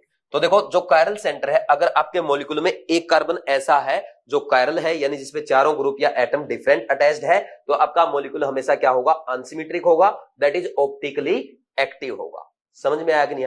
बट एक बात का यहां पे ये ध्यान रखना है, कभी ऐसा आ जाए भाई इस पे क्या है, नेगेटिव चार्ज है और बाकी तीनों एटम या ग्रुप अलग लगे हैं, ठीक ठीक, ये हो गया इसके पास लोन पेयर, तो ये भी कायरल सेंटर है। समझ में आया कि नहीं? ये कायरल सेंटर है, इसको ना आप लोन पेयर को स्यूडो एटम कंसीडर करते हैं, ठीक। तो ये चारों अलग है, तो ये कायरल सेंटर है, इसको मैं स्टार से रिप्रेजेंट करता हूं, जिसपे स्टार लगा दिया यानी वो कायरल सेंटर है, ठीक। कायरल सेंटर है बट ये ऑप्टिकली एक्टिव नहीं है। अब आप कहेंगे सर इसमें तो एक ही कायरल सेंटर है, ऑप्टिकली एक्टिव होना चाहिए, नहीं होता, क्योंकि ये देखो क्या है, इसमें ये लोन पेयर जो है ना, तो ये लोन पेयर ना फ्लिप करता रहता है। जैसे अब ये तीनों एटम नीचे है, ये लोन पेयर नीचे चला जाएगा, तीनों एटम ऊपर आ जाएंगे, ये ऐसे ऐसे फ्लिप करता रहता है। और ये जो फ्लिपिंग होती है ना, ये रूम टेम्परेचर पे होती है, तो ऐसे आपको लगता है कि ये मॉलिक्यूल सिमेट्रिक है, तो फ्लिपिंग की वजह से इसमें सिमेट्री आ जाती है और ये ऑप्टिकली एक्टिव नहीं होता। तो ध्यान रखना, आप बच्चे सीधा याद करते हैं कि जिस मॉलिक्यूल में एक ही कायरल सेंटर होगा वो हमेशा ऑप्टिकली एक्टिव होगा, बिल्कुल सही बात है। बस ये ध्यान रखो उसके ऊपर है ना लोन पेयर या नेगेटिव चार्ज नहीं होना चाहिए। समझ आया कि नहीं? नहीं तो उसमें फ्लिपिंग ऑफ लोन पेयर की वजह से सिमेट्री आ जाती है। कोई डाउट है क्या? तो यहां पे जो मॉलिक्यूल आप जिसमें कायरल सेंटर होगा या यूं बोल दे जो एसिमेट्रिक होगा, उसको हम क्या कहते हैं, कायरल मॉलिक्यूल, और इसको कहते हैं कायरलिटी, ठीक। तो एक बात मैं बोल रहा हूं, chirality is not the necessary condition for optically activity, ठीक। कुछ बच्चे सोचते हैं कि अगर कायरल सेंटर तो ऑप्टिकल एक्टिव ही होगा, वो देखो कायरल सेंटर प्रेजेंट है बट ऑप्टिकल एक्टिव नहीं है। कुछ कंपाउंड ऐसे भी होते हैं जिनमें कायरल सेंटर होता ही नहीं है बट ऑप्टिकली एक्टिव होते हैं। जैसे बात करें बाइफिनाइल्स की, एक छोटा सा एग्जांपल मैं यहां पे ले रहा हूं, ये बाइफिनाइल्स है। बाइफिनाइल में अगर ये जो ऑर्थो पोजीशन है, दोनों बाइफिनाइल, ये दो फिनाइल जुड़ी बाइफिनाइल बन गई, तो इनकी ये दोनों की ये ऑर्थो पोजीशन है, तो ये पहले करो इसकी बात, इसकी ऑर्थो पोजीशन पे दो बल की ग्रुप लग जाए और दोनों अलग हो। सिमिलरली इसकी भी ऑर्थो पोजीशन पे दो बल की ग्रुप लग जाए और दोनों अलग हो, तो ये क्या होगी भाई, यहां पे इसका प्लेन, ये आपस में बल के ग्रुप में रिपल्सन की वजह से ये प्लेन ऐसे चेंज हो जाता है, और प्लेन चेंज होने की वजह से इनमें कभी भी सिमेट्री नहीं आएगी। तो ये आपकी ऑप्टिकली एक्टिव बाइफिनाइल है। बट ध्यान रखना कब, जब इसकी ऑर्थो पोजीशन पे दोनों ग्रुप अलग है, दोनों बल के ग्रुप है, इसके भी ऑर्थो पोजीशन पे दोनों बल के ग्रुप है और दोनों क्या है, अलग है। समझ में आ गया? तो इसमें कोई कायरल सेंटर नहीं है बट ऑप्टिकली एक्टिव है। तो chirality is not the necessary condition for optical activity, आप ये बोल सकते हैं, इसको नोट कर सकते हैं। समझ में आया कि नहीं आया? फिर इसके बाद और आगे बढ़ जाए भाई। अब नेक्स्ट देखो, ये इतना समझ में आ गया। फिर यहां पे कायरल सेंटर के एग्जांपल से आपको समझाया गया है। जैसे ये है भाई, ये हाथ है भाई। अब देखो कायरल मॉलिक्यूल जो होगा, कायरल मींस एसिमेट्रिक समझ लो। कायरल वर्ड कहां से आया है? कायरल वर्ड आया है कायरो वर्ड रूट से। कायरो का मतलब होता है हाथ, कायरो मींस हैंड। अब ये हमारा हाथ है, क्या ये सिमेट्रिक है? नहीं है, तो ये अनसिमेट्रिक है, तो ये इसका मतलब कायरल है, ठीक। तो कायरल आया है हैंड से, हैंड अनसिमेट्रिक होता है, तो आप ऐसे याद रखो कायरल मींस अनसिमेट्रिक, ठीक। तो कायरल मॉलिक्यूल क्या होगा? अनसिमेट्रिक होगा, यानी ऑप्टिकली एक्टिव होगा। बात समझ में आएगी नहीं आई? फिर इसके बाद देखो यहां पे एग्जांपल दिया गया है, जैसे ये हाथ है, इसकी मिरर इमेज ये है, ये एक दूसरे के ऊपर से ऊपर इंपोज नहीं होती। तो जो ऑप्टिकली एक्टिव आइसोमर्स होते हैं उनकी दोनों की मिरर इमेज एक दूसरे के ऊपर नॉन सुपर इंपोजेबल होती है, यानी सुपर इंपोज नहीं करेगी। ये भी आपको अच्छे समझ में आ गया। तो जैसा कि यहाँ पे दोनों हाथ के एग्जांपल दिए गए हैं, पैर के एग्जांपल दिए गए हैं, ये non superimposable mirror image है, इसलिए क्या है, दोनों एक दूसरे के ऑप्टिकली आइसोमर्स हैं, आप ऐसा बोल सकते हैं, ठीक। फिर इसके बाद ये दोनों सिमेट्रिक है, ये एक दूसरे ही मिरर इमेज एक दूसरे के ऊपर सुपर इंपोज कर जाएगी, तो इनको हम क्या कहेंगे? अनसिमेट्रिक मॉलिक्यूल, या इनको नॉन कायरल भी कह सकते हैं, इनको हम ए कायरल भी कह सकते हैं, ठीक। ये ऐसा यहां पे लिखा हुआ है। इतना समझे कि नहीं समझे? अब यहां पे देखो भाई, इसके बाद यहां पे इसने बताया है, जैसे भाई यहां पे ये प्रोपेन 2 ओल है। अब इसमें अगर आप देखेंगे, देखो 2 मिथाइल ग्रुप आ गए, ठीक। क्या ये कायरल सेंटर है? नहीं है। और कायरल सेंटर नहीं है तो ये ऑप्टिकली एक्टिव नहीं होगा। तो जैसे ही आपने इसकी मिरर इमेज बनाई ये बनेगी, फिर इसकी मिरर इमेज को जब 180 से रोटेट करते हैं तो वापस C और A क्या हो जाएगा? सेम हो जाएगा। इसलिए क्या है, बोलो भाई, ये इसकी मिरर इमेज एक दूसरे पे सुपर इंपोज कर रही है, हम ऐसा बोलेंगे। और ये क्या है? ए कायरल मॉलिक्यूल है, ना कि ये कायरल है, दैट इज ये ऑप्टिकली एक्टिव नहीं है। समझ में आया कि नहीं आया?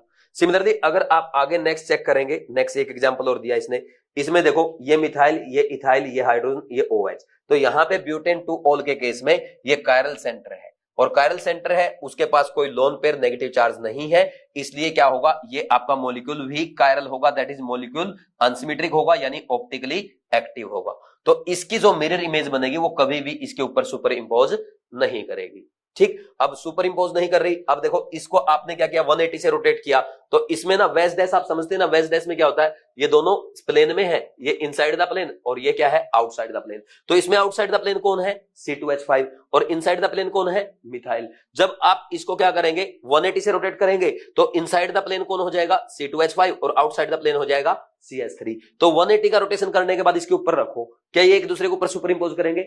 नहीं करेंगे। क्यों नहीं करेंगे? क्योंकि इसमें क्या है भाई, ये जो इथाइल ग्रुप है वो इनसाइड द प्लेन है, जबकि इसमें क्या है? आउटसाइड द प्लेन है। तो ये भी एक दूसरे पे सुपर इंपोज अब नहीं करेंगे, इसलिए क्या है? ये कायरल मॉलिक्यूल है।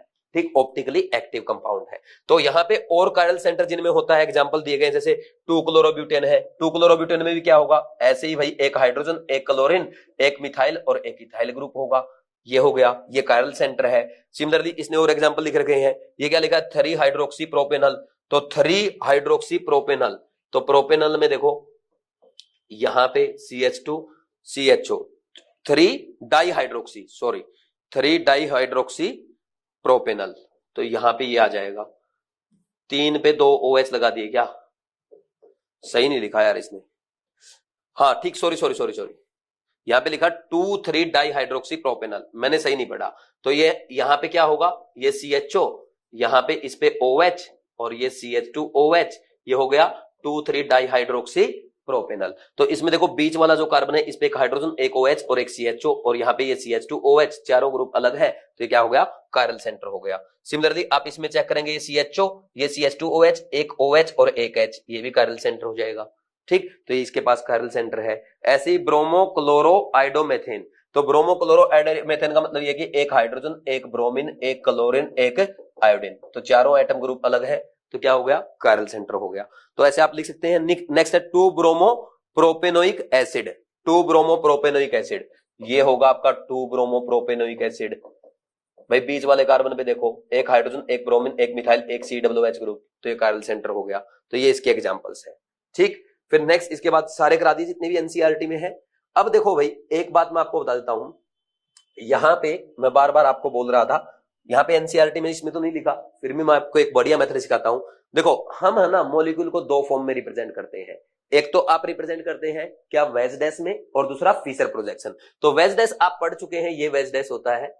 ठीक, समझ आई बात? और फिर फिशर प्रोजेक्शन क्या होता है? उसमें ऐसे रिप्रेजेंट करते हैं, 2D रिप्रेजेंटेशन है। तो इसमें देखो, जो ये वर्टिकल लाइन है, इसके टॉप पे आएगा प्रिंसिपल फंक्शनल ग्रुप, और आपकी ये वर्टिकल लाइन पे आती है प्रिंसिपल कार्बन चेन, और यहाँ साइड में जो कुछ भी आएगा एटम या ग्रुप सब्स्टिट्यूएंट जो भी। ठीक, तो इसमें देखो, जैसे मान लीजिए मैंने ये लिख दिया, यहाँ पे ये लिख दिया मैंने हाइड्रोजन एटम, और यहाँ पे फ्लोरीन एटम, यहाँ पे क्लोरीन एटम, और ये लिख दिया CHO ग्रुप। ठीक, तो ये अब इसमें आपको क्या करना होता है? नंबरिंग करनी होती है। ठीक, तो नंबरिंग करते हैं हम CIP रूल से। किससे? CIP रूल से, चान, इनगोल्ड एंड परिलोंग रूल। तो इसमें क्या करते हैं भाई, आपको ना प्रायोरिटी असाइन करनी होती है। जो कायरल सेंटर है ना, उससे 4 एटम या ग्रुप पर जुड़े हैं, उनको प्रायोरिटी असाइन करनी होती है। तो प्रायोरिटी में सबसे पहले आप देखते हैं, सबसे प्रायोरिटी, ज्यादा प्रायोरिटी उसकी होगी जिसका एटॉमिक नंबर ज्यादा होगा। फिर मान लीजिए 2 एटम का एटॉमिक नंबर सेम हो जाए, जैसे आइसोटोप हो सकते हैं, तो उस केस में आप चेक करते हैं एटॉमिक मास। जिसका एटॉमिक मास ज्यादा होगा उसकी ज्यादा प्रायोरिटी होगी। अब मान लीजिए एटम ही सेम हो जाए, उसका एटॉमिक नंबर भी सेम है, एटॉमिक मास भी सेम है, तो फिर नेक्स्ट थर्ड आप चेक करते हैं नेक्स्ट एटम का एटॉमिक मास और फिर उसका एटॉमिक नंबर। ठीक, फिर इस केस में जब आप यहां पे चेकिंग करेंगे तो देखो कई बार आपको ऐसा नजर आएगा कार्बन कार्बन डबल बॉन्ड है। इसका मतलब पता क्या है भाई, कार्बन 2 बार कार्बन से जुड़ा हुआ है, ऐसा ज्यूम कर लेना। अगर कार्बन ऑक्सीजन डबल बॉन्ड है तो आप ये एज्यूम करेंगे कार्बन 2 ऑक्सीजन एटम से जुड़ा हुआ है और ये ऑक्सीजन भी 2 कार्बन से जुड़ा हुआ है। सिमिलरली ये कार्बन, भाई ये कार्बन और ये कार्बन, ये भी दोनों कार्बन से जुड़े हुए हैं ऐसे, सॉरी यहाँ पे ये वाला कार्बन। ठीक, अब मान लीजिए यहाँ पे आ जाए आपका कार्बन कार्बन, जैसे कार्बन नाइट्रोजन ट्रिपल बॉन्ड आ गया तो आप ऐसा बोलेंगे कि ये कार्बन 3 नाइट्रोजन से जुड़ा हुआ है, ऐसा एज्यूम करना है। फिर नाइट्रोजन भी 3-3 कार्बन से जुड़े हैं ऐसे, ये एज्यूम करना आपको। ठीक, समझेंगे नहीं समझे? समझ आ गया इतना? तो इतना काफी है, इससे आप क्वेश्चन सोल्व कर सकते हैं। जैसे इसमें देखो भाई, सबसे पहली प्रायोरिटी किसकी आएगी? ये डायरेक्ट इससे कार्बन जुड़ा, ये फ्लोरीन, ये क्लोरीन, ये हाइड्रोजन, तो सबसे ज्यादा प्रायोरिटी एटॉमिक नंबर क्लोरीन का ज्यादा है, दूसरे नंबर पे फ्लोरीन का, तीसरे नंबर पे कार्बन का, फोर्थ पे हाइड्रोजन का। तो ऐसे प्रायोरिटी असाइन करने के बाद अगर आपका list priority group vertical position पे है, लिस्ट प्रायोरिटी ग्रुप अगर वर्टिकल पोजीशन, वर्टिकल लाइन पे है, तो उस केस में आप क्या करेंगे? 1 से 2, 2 से 3 मूव करते हैं। तो 1 2 3 ये यहां से ऐसे मूव करेंगे। 4 को मत देखो, 1 से 2 जाना, 2 से 3, कभी भी 1 से 3 नहीं जाएंगे। ठीक, तो अगर क्लॉकवाइज रोटेशन आता है तो ये R आइसोमर है और एंटी क्लॉकवाइज रोटेशन आता है तो ये S है। तो इस केस में क्या आ गया? एंटी क्लॉकवाइज, तो ये क्या हो जाएगा? S आइसोमर हो जाएगा। समझ आई बात? तो सिमिलरली आपको और यहां पे अगर दे दिया जैसे CHO है, ये CH2OH है, ये OH और यहां पे हाइड्रोजन। अच्छा एक काम कर दो, यहां पे हम एक काम करते हैं, यहां पे इसको फ्लोरीन लेते हैं। ठीक, अब इसमें देखो सबसे पहला नंबर आएगा फ्लोरीन का, सेकंड आएगा OH का।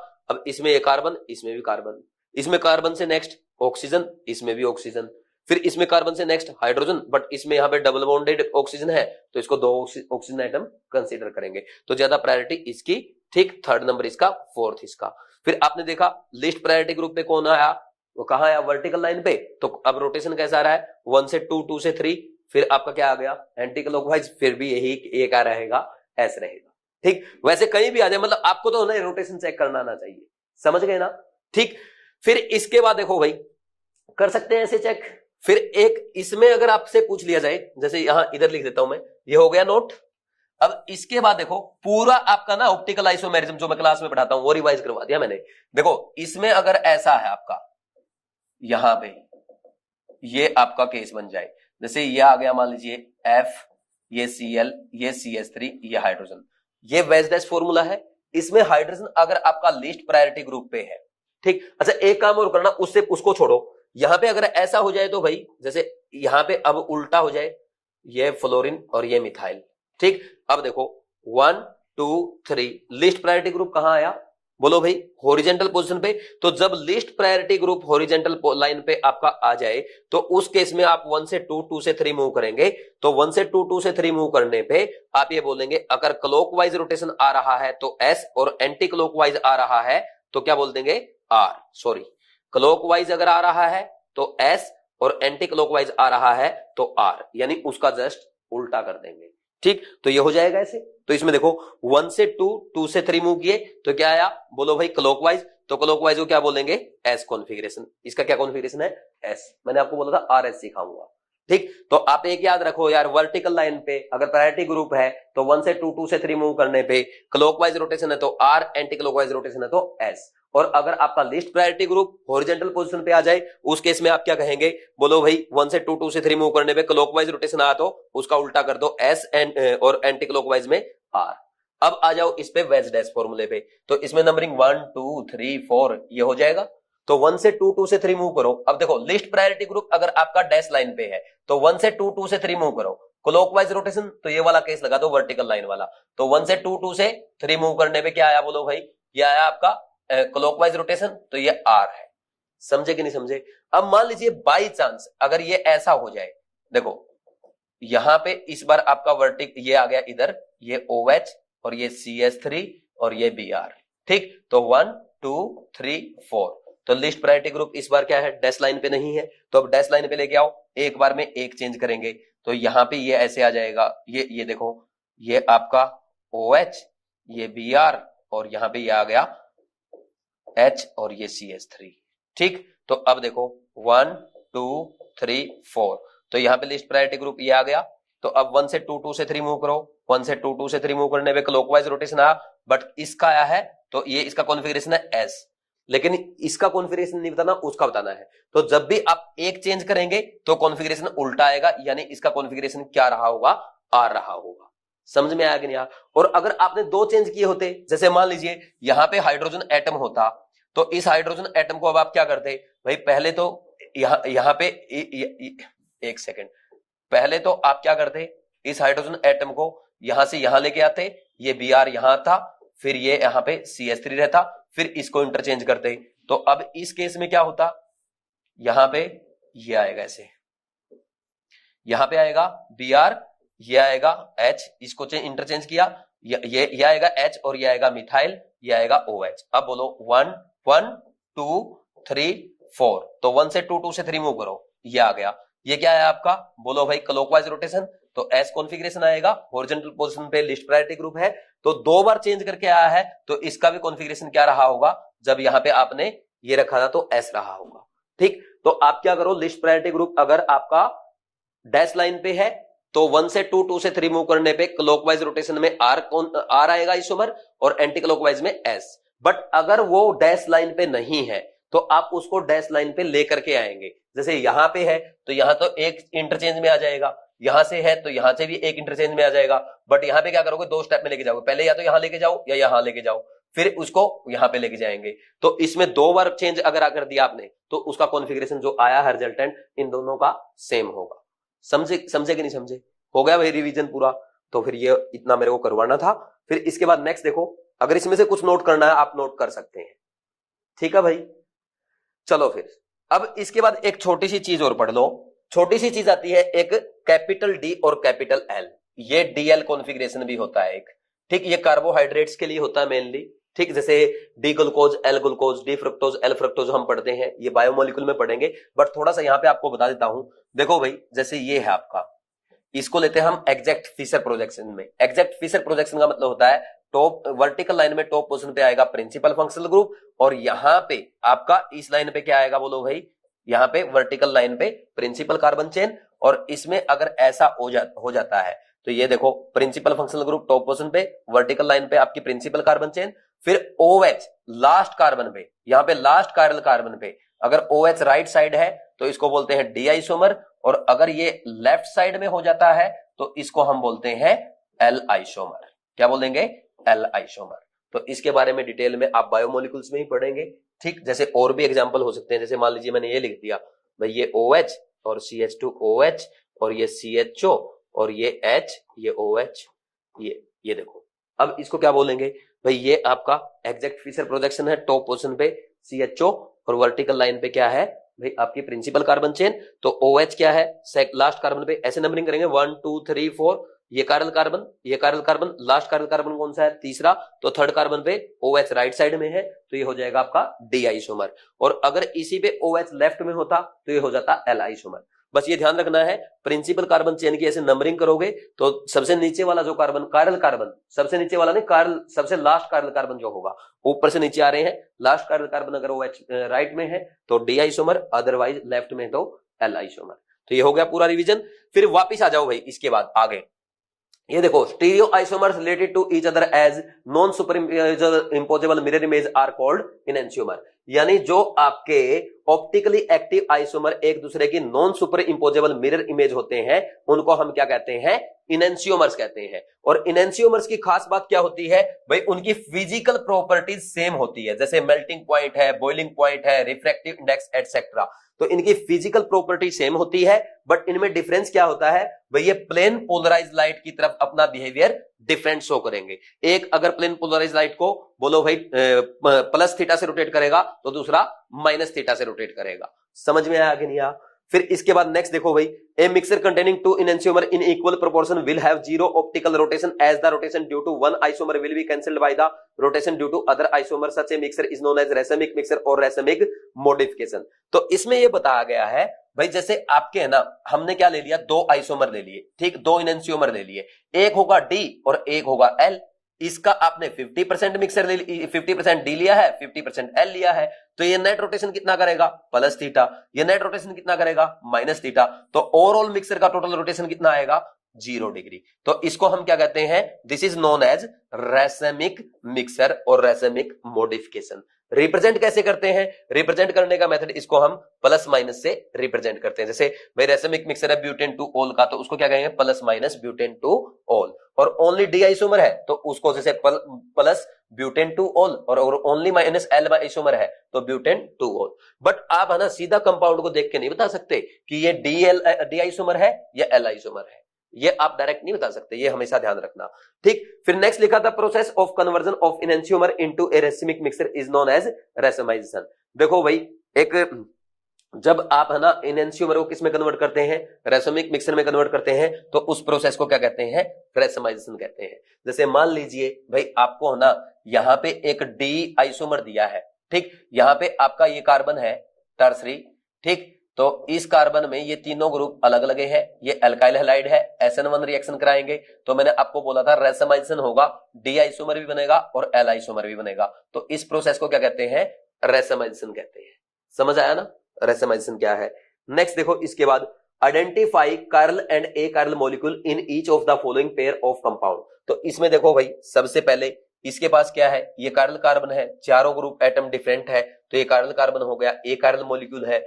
फिर इसमें दोनों ब्रोमीन एटम सेम आ गए, तो ये कार्ल नहीं है। फिर इसके बाद यहाँ पे इस कार्बन पे ये कार्ल सेंटर है, एक हाइड्रोजन, एक OH और एक मिथाइल, एक ये पूरा अलग, तो ये क्या है? कार्ल सेंटर है। और इसमें ये दोनों ग्रुप क्या है? सेम हो गए, तो ये कार्ल सेंटर नहीं है। फिर इसके बाद यहाँ पे ये इथाइल, ये मिथाइल, एक हाइड्रोजन, एक ब्रोमीन, कार्ल सेंटर है, कार्ल मॉलिक्यूल है, तो इसमें यहाँ पे एक कार्बन, ये आपका प्रोपाइल ग्रुप, ब्रोमीन ग्रुप और 2 हाइड्रोजन, ये कार्ल सेंटर नहीं है। ठीक, तो ये इजी सा क्वेश्चन था। फिर इसके बाद नेक्स्ट आगे बढ़ जाओ। जैसे भाई, अच्छा ये आंसर कर रखेंगे इसने, हाँ ठीक है, आंसर करके। नेक्स्ट है रिटेंशन। देखो भाई, रिटेंशन में आप पढ़ेंगे retention of configuration is the preservation of the spatial arrangement of bonds to an asymmetric centre during a chemical reaction और ट्रांसफॉर्मेशन। यानी यहाँ पे रिटेंशन का मतलब क्या हुआ? जैसे भाई हमारे रिएक्टेंट में मान लीजिए एक कायरल सेंटर है, तो कायरल सेंटर पे जो बॉन्ड का अरेंजमेंट्स है वही अगर आपके प्रोडक्ट में एज इट इज सेम रहे, तो हम इसको क्या कहेंगे? भाई ये है रिटेंशन इन कॉन्फिगरेशन। यानी यहां पे इन बॉन्ड्स के अरेंजमेंट में कोई चेंज अगर नहीं आता है, तो ये जो प्रोडक्ट आपका बना है आप कहेंगे ये रिटेंशन का प्रोडक्ट है। बात समझ में आएगी नहीं आई? इसमें कोई डाउट नहीं है। यानी इस कायरल सेंटर के अराउंड जो अरेंजमेंट था बॉन्ड का वो सेम रहेगा, तो आपका रिटेंशन इन कॉन्फिगरेशन है। फिर इसके बाद नेक्स्ट लाइन पढ़ो, in general if during a reaction no bond to the stereocentre is broken the product will have the same general configuration of the groups around the stereo center as that of the reactant. Such a reaction is said to proceed with the retention of the configuration. यानी इसमें बोल रहा है generally क्या होता है, अगर यहाँ पे जो स्टीरियो आपका ये कायरल सेंटर है इसके अराउंड अगर कोई बॉन्ड ब्रेक नहीं होता है, तो आपका यहाँ पे कायरल सेंटर का कॉन्फिगरेशन सेम रहता है। इसको हम कहते हैं retention of the configuration. But important point क्या है वो आप यहां पे पढ़ेंगे। It is important to note that configuration at a asymmetric center in the reactant and product is same, but the sign of optical rotation has changed in the product. This is because two different compound with same configuration at asymmetric center may have different optical rotation. क्या समझे भाई? देखो आपका ना जो यहाँ पे chiral centre था भाई, इसके अराउंड बॉन्ड्स का अरेंजमेंट क्या रहा? सेम रहा। जैसे इस एग्जांपल में देखो, ये कायरल सेंटर है, इस कायरल सेंटर पे अगर आप बॉन्ड का अरेंजमेंट देखेंगे तो यहां पे क्या है? दोनों में सेम है। बट आपका रिएक्टेंट जो था ये क्या था? बोलो भाई, ये लीवो रोटेटरी था, जैसा इसमें दिखा गया माइनस साइन, और ये जो प्रोडक्ट बन रहा है ये डेक्स्ट्रो रोटेटरी है। तो ऐसा पॉसिबल है, हो सकता है आपके कायरल सेंटर के अराउंड बॉन्ड ब्रेक ना हो, उसका रीअरेंजमेंट एज इट इज रहे, हो सकता है इसका कॉन्फ़िगरेशन भी क्या रहे? कायरल सेंटर का सेम रहे, बट जो फाइनली प्रोडक्ट बना है तो वो क्या हो सकता है? अगर ये लीवो था तो वो डेक्स्ट्रो हो सकता है, ये डेक्स्ट्रो था तो वो लीवो हो सकता है। ऐसा पॉसिबल है। क्यों? क्योंकि भाई ये जो मॉलिक्यूल है, हो सकता है ये कंप्लीट मॉलिक्यूल क्या कर रहा है भाई? ये लाइट को क्या कर रहा था? एंटी क्लॉकवाइज रोटेट कर रहा था, तो ये क्या कर रहा है? क्लॉकवाइज रोटेट कर रहा है। ऐसा इस कारण से होता है। समझ में आया कि नहीं आया? इसमें कोई डाउट तो नहीं है। यानी रिटेंशन का मतलब इतना सा हुआ कि जो आपका कायरल सेंटर है उसके अराउंड बॉन्ड जैसे थे वैसे के वैसे अरेंज्ड रहे। समझ आया ना अच्छे से? अब ठीक, ध्यान से सुन लो, फिर बोल देता हूं भाई। रिटेंशन का मतलब ये है कि जो कायरल सेंटर है उसके अराउंड जो बॉन्ड्स है उनका अरेंजमेंट चेंज नहीं होगा। That is retention of the configuration. भले ही आपके कंपाउंड का, रिएक्टेंट का और प्रोडक्ट का बोलो भाई, ऑप्टिकल रोटेशन डिफरेंट हो सकता है। फिर इसके बाद नेक्स्ट आगे बढ़ो, इन्वर्जन, रिटेंशन एंड रेसेमाइजेशन। भाई यहां पे इसको ना बहुत अच्छे एग्जांपल से समझा गया है। जैसे ये देखो, ये आपका क्या है, रिएक्टेंट है, इसमें इसकी रिएक्शन करवाई हमने Y के साथ। तो जब आप Y के साथ रिएक्शन करवाते हैं, मान लीजिए क्या हो जाए, X हट जाए और X की जगह एज इट इज Y आ जाए, तो आपने क्या देखा, इस कायरल सेंटर के अराउंड आपके जो बॉन्ड्स है उनका क्या है, सेम अरेंजमेंट है। यानी ये क्या है, ये रिटेंशन का प्रोडक्ट आपका बन गया। बट अगर दूसरे केस में ऐसा हो जाए, भाई ये जो Y है ये आकर के दूसरी तरफ से अटैच हो जाए और यहां पे अरेंजमेंट क्या हो जाता है, चेंज हो जाता है कायरल सेंटर के अराउंड बॉन्ड का, तो उसको हम कहेंगे ये क्या हो गया, इन्वर्जन ऑफ कॉन्फिगरेशन। समझ में आया कि नहीं आया, इसमें कोई डाउट तो नहीं है। तो ए जो प्रोडक्ट बना है वो रिटेंशन का है, बी जो प्रोडक्ट बना वो इन्वर्जन इन कॉन्फिगरेशन है। और अगर मान लीजिए ए और बी का मिक्सर अगर बन जाता है, उसको हम कहेंगे रेसेमाइजेशन। तो आपको इन्वर्जन, रिटेंशन और रेसेमाइजेशन अच्छे से समझ में आ गया, ठीक है भाई। फिर इसके बाद हम आगे बढ़ेंगे। नेक्स्ट देखो, यहां पे अगर if 50:50 mixture of A and B is obtained, then the process is called racemization and the product is optically inactive as one of the isomer will rotate the plane polarized light in the direction opposite to the another। यानी अगर आपको 50% D isomer मिले और 50% L मिले तो net rotation क्या होगा, 0 होगा। तो इस प्रोसेस को हम कहते हैं रेसेमाइजेशन, और नेट रोटेशन 0 मिला है इसलिए आपका टोटल मिक्सचर क्या बन गया, ऑप्टिकली इनएक्टिव। ठीक, यानी ये प्लेन पोलराइज लाइट का रोटेट नहीं कर पाएगा, नेट रोटेशन 0 आएगा। अब एल्काइल हैलाइड अगर आपके क्या हो जाए भाई, एल्काइल हैलाइड अगर आपके जिनमें कार्बन हैलोजन एटम से जुड़ा हुआ है, अगर वो कार्बन कायरल सेंटर है, तो उस केस में SN2 और SN1 रिएक्शन में क्या होगा, इसको आपको अच्छे से समझना है। तो देखो, जैसे पहला है आपका SN2 रिएक्शन, इसमें ये लिया गया 2 ब्रोमो ऑक्टेन, तो इसमें ये कायरल सेंटर है, ठीक है भाई। यहां पे OH क्या करेगा, इसके साथ रिएक्शन करेगा। तो मैंने आपको बताया था SN2 रिएक्शन में क्या होगा, इन्वर्जन इन कॉन्फिगरेशन होता है। तो अगर आपने ये क्या लिया है, ये आपका L आइसोमर है, तो यहां पे जो आपको प्रोडक्ट ऑब्टेन होगा वो क्या मिलेगा, D आइसोमर मिलेगा।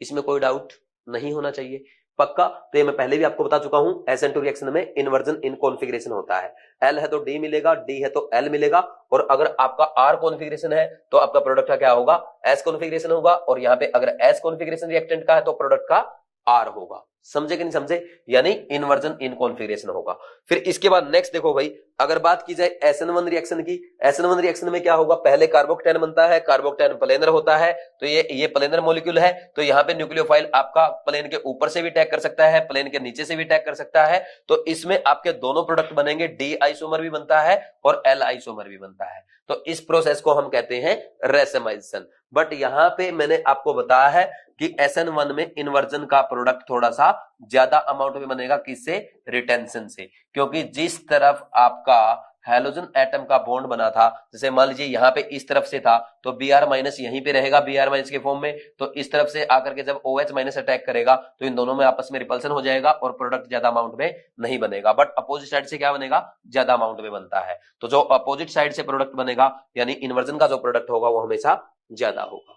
ठीक, ये पहले भी मैं आपको बता चुका हूं।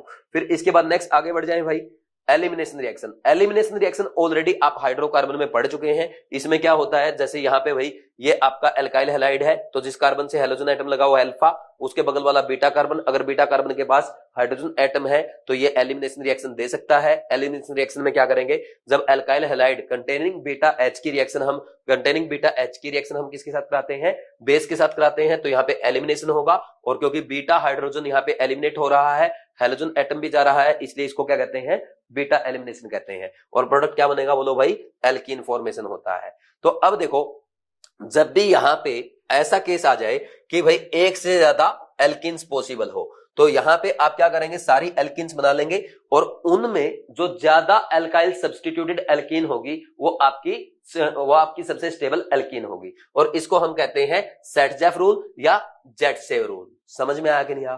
ठीक, in dehydrohalogenation reaction the preferred product is that alkene which has the greater number of alkyl group attached to doubly bonded carbon atoms. ठीक, तो यहां पे देखो आपने क्या किया, ये था आपका, बोलो भाई, 2 ब्रोमोपेंटेन। तो 2 ब्रोमोपेंटेन में ये बीटा H यहां से भी जा सकता है, बीटा H यहां से भी जा सकता है। तो इधर से अगर जाएगा तो ये बनेगा पेंट 1 इन, और अगर इधर से जाएगा तो ये बनेगा पेंट 2 इन। तो अब इन दोनों में ज्यादा स्टेबल मेजर प्रोडक्ट कौन सा होगा, ज्यादा अमाउंट में कौन सा बनेगा, ये वाला बनेगा। क्यों? क्योंकि इसमें क्या है भाई, इस डबल बॉन्ड पे आपके 2 अल्काइल ग्रुप है, जबकि इसमें क्या है, ओनली एक ही अल्काइल ग्रुप है।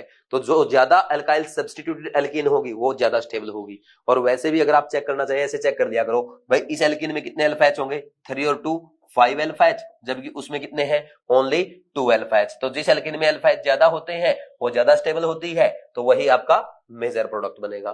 तो ऐसे भी आप कर सकते हैं। समझ आ गया?